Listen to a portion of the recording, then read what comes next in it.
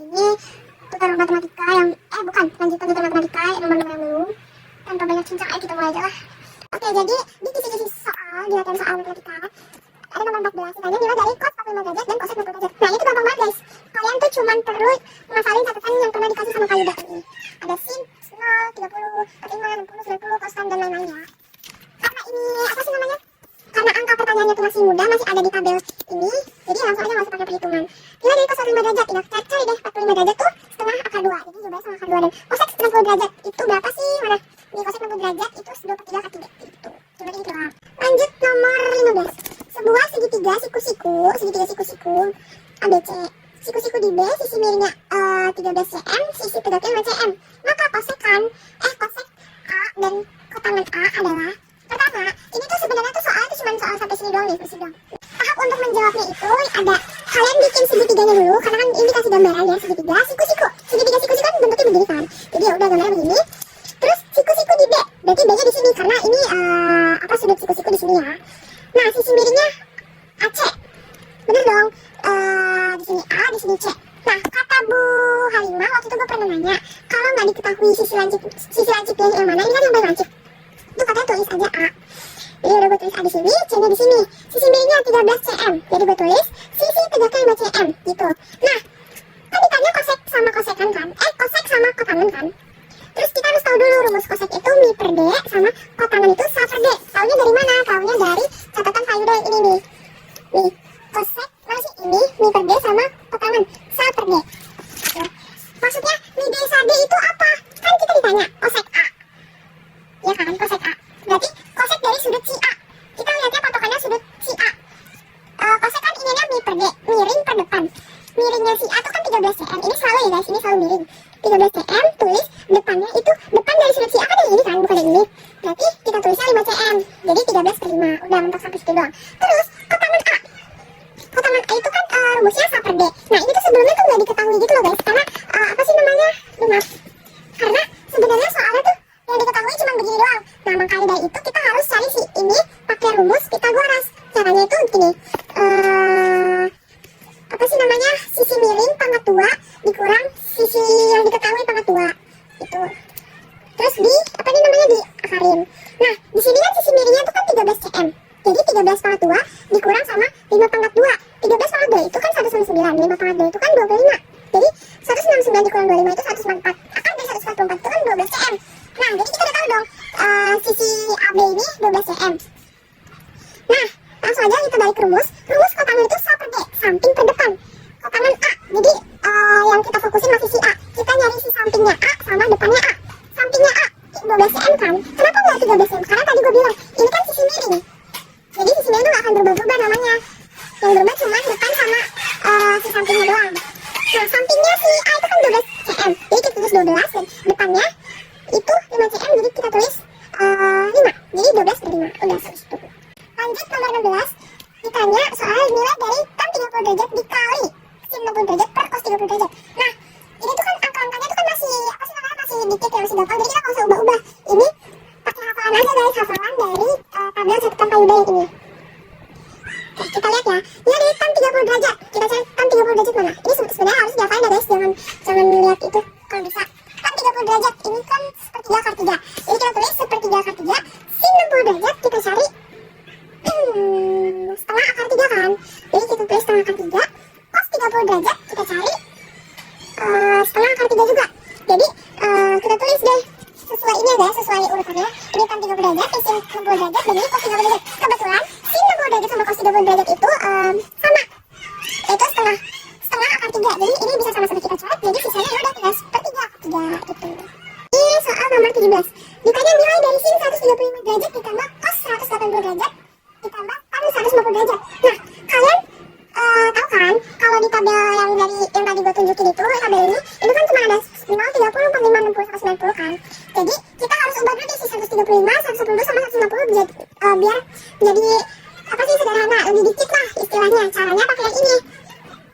Ini pernah diajarin kok sama Pak Yuda, caranya pakai yang ini. Tapi gue akan menjelaskan lagi, so ya perhatikan ya. Nih, mulai dari sin 135 derajat dulu. Ini 135 derajat. 135 derajat itu kita cari dulu, dia ada di kuadran Bapak. Dan ternyata 135 derajat itu kuadran 2. Kenapa kuadran 2? Karena kuadran 2 itu mulai dari 90 sampai 180 derajat. Angka-angka yang ada di antara kedua ini tuh berarti ada di kuadran 2. Terus, nah kita lihat yang positif tuh apa aja di kuadran 2 ini. Oh, ternyata sin sama cosec. Dan kebetulan yang ditanya sin. Jadi sinnya tetap positif. 180 derajat dikurang sudutnya kalau di kuadran 2. Berarti kalau dimasukin ke sini, 180 dikurang sama 135 derajat gitu kan. Jadinya sin 45 derajat. Nah, kalau udah begini, udah sin 45 derajat ini, baru deh kan ada ini di tabel ini. Makanya berarti itu udah bisa langsung kita tulis angkanya, sin 45 derajat setengah akar 2 kan. Habis itu sin 45 derajat, udah kita tulis setengah akar 2. Lanjut, ini anggap aja belum ketemu ya guys. Gue gak ngerti ini penjelasannya gimana, yang gue tahu tuh cos 180 derajat min alfa itu jadinya min cos alfa. Nah, kita di sini tuh pakainya sudut negatif itu 180 derajat min alfa, alfanya kita anggap 0. Jadi cos 180 derajat min alfa, min 0 itu sama aja kayak min cos 0. Min cos 0 guys. Nah, min cos 0 itu sama aja, itu udah bisa kita cari di sini karena ada cos 0 dari itu kan 1. Jadi ya udah kita tulis min 1. Gitu. Nah, kalau udah ketemu cosnya 180 derajat itu min 1, kita cari deh yang tan 150 derajat. 150 derajat itu kan ada di kuadran 2. Tapi kuadran 2 itu kan yang positif kan cuma sin sama cosec. Jadi udah dipastikan ini tannya tuh min. Soalnya tulis tannya min. Nah, baru kita cari angkanya. Kan 150 derajat. Rumusnya 180 dikurang sudutnya. 180 dikurang 150 itu 30 derajat. Jadi min tan 30 derajat. Itu. Terus baru deh kita lihat tan 30 derajat itu berapa sih? Oh, ternyata sepertiga akar 3. Jadi min sepertiga akar 3. Terus udah karena ini ada akarnya, akar yang beda. Dan ini nggak punya akar, jadi hasil akhirnya tuh cuma begini doang. Sama aja ini sebenarnya. Cuman gua rapetin lagi. Lanjut nomor 18 itu pertanyaannya rata-rata dari data 83748 yang 869 adalah, nah kalau datanya berbentuk koma-komaan gini, maksudnya sendiri-sendiri gini nggak pakai tabel, itu namanya data tunggal guys. Kita pernah diajarin sama Pak Yuda kalau nyari apa namanya bilangan atau rata-rata apa sih ini namanya data tunggal itu rumusnya total bilangan per jumlah bilangan, atau kalau di sini gue tulisnya total penjumlahan data per jumlah data ya guys. Total penjumlahan data maksudnya itu apa sih? Ini datanya kita tambahin guys, kita jumlahin semuanya. Kayak 8 tambah 3 tambah 7 blablabla gitu kan. Itu kita ketemu 63 per 10. 10 itu apa? 10 itu jumlah data. Maksudnya apa jumlah data? Ini tuh datanya ada berapa? Kan 1, 2, 3, 4, 5, 6, 7, 8, 9, 10. Ya udah nanti tulis 10. 63 per 10 hasilnya 6,3 gitu guys. Lanjut, kita dikasih data tunggal dan ditanya modusnya data tersebut ada berapa. Nah, kalau modus data tabel itu kan ribet banget ya guys, yang pakai TB-TB gitu. Beda banget sama kalau nyari modus data tunggal. Kita tinggal cari ini yang paling baik munculnya aja, karena modus itu kan angka yang paling baik muncul. Nah, kita lihat nih, 8 di sini kan muncul 1, 2, 3 kali. 3 itu kan cuma 1 kali, 7 cuma 1 kali, 4 cuma 1 kali, 5 ada 2 kali, dan 6 2 kali. Berarti udah dipastikan si 8 ini modus karena dia muncul paling banyak, yaitu 3 kali. Tuh, lanjut. Misalnya, jangkauan atau range dari data tunggal 37399358669 adalah. Nah, ini tuh ada di catatan gue. Cara dari jangkauan atau si range ini, itu rumusnya nilai maksimum dikurang nilai minimum. Maksudnya apa? Jadi dari data tunggal ini, yang paling besar angkanya itu berapa? Nah, itu dia nilai maksimumnya. Nah, nilai yang paling kecil, angka yang paling kecil, itu dia nilai minimumnya. Bisa kita lihat dong, di sini yang paling besar tuh 9. Dan yang paling kecil 3. Jadi ya udah 9 kurang 3, 96. Gitu guys. Oke, jadi kita masuk ke nomor 21. 21 ini adalah data histogram. Kalau kita lihat ada data histogram, kita mastiin dulu. Yang diketahui itu nilai tengah atau nilai titik atas atau titik bawah. Untuk nomor 21 ini, yang diketahui itu nilai tengah. Jadi kita harus nyari titik atas atau titik bawahnya dulu. Nah, cara mencari nilai titik atas atau titik bawah, itu kita tambah 10 sama 5 ini, terus kita bagi 2. 10 tambah 5 dibagi 2 itu hasilnya 7,5. Jadi kita taruh 7,5 ini di antara 5 sama 10. Begitu juga dengan 10 sama 15. Itu hasilnya 12,5. Jadi kita taruh 12,5 di antara 10 sama 15. Begitu juga seterusnya. Kalau kita udah dapat nilai titik atas sama titik bawahnya, karena di sini yang ditanya modus itu rumusnya TB ditambah D1 per D1 tambah D2 dikali interval. Nah, cara nyari TB-nya ini, kita cari di sini data yang nilainya paling banyak. Kan data yang nilai paling banyak itu 25 kan? Jadi TB-nya itu 22,5. Jadi 22,5, terus D1 itu adalah frekuensi modus dikurang frekuensi sebelumnya. Jadi 12 dikurang 10. 12 kurang 10. Terus D2 itu frekuensi yang paling banyak dikurang frekuensi setelahnya. Jadi 12 kurang 6. Jadi 12 kurang 6. Jadi 22,5 ditambah 12 kurang 10 per 12 kurang 10 ditambah 12,6 dikali interval. Cara nyari interval itu titik bawah dikurang titik atas. 12,5 dikurang 7,5. Jadi 5,0. Jadi intervalnya adalah 5.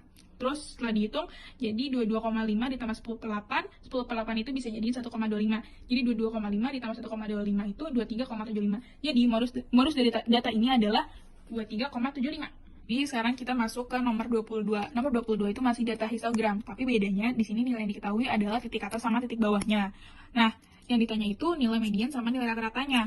Kalau yang ditanya median sama rata-rata, kita harus mengubah data ini ke data kelompok dulu. Caranya itu 0,5 ditambah 0,5 akan hasilnya 1. Jadi 1 sampai 5,5 dikurang 0,5. Jadi hasilnya 5. Jadi 1 sampai 5. Nah, kalau udah dapat yang 1 sampai 5 ini, dapat 1 sampai 5 ini, tinggal kita lanjutin aja. Habis 5 kan 6. Nah, dari 1 sampai 5 ini ditambah 4, jadi 6 sampai 10. Begitu juga seterusnya. Yang ditanya itu median. Median itu sama dengan Q2. Jadi kita harus nyari letak dari Q2 ini dulu. Rumus dari nyari letak kuartil 2 atau median itu setengah dikali N. Setengah dikali total frekuensi. Total frekuensi itu adalah 50. Jadi setengah dikali 50. Sama dengan 25. Jadi letaknya itu di 25 itu berarti di sini ya. Jadi ini letak Q2-nya. Terus tinggal kita masukin ke rumus. TB-nya berarti 11 kurang 0,5, 10,5. Jadi 10,5 ditambah 25 dikurang FK-nya adalah frekuensi sebelum si Q2-nya ini. Kan 14. Jadi 14 per frekuensi Q2-nya sendiri, yaitu 14. Jadi per 14 dikali intervalnya. Intervalnya itu 6 dikurang 1, 5.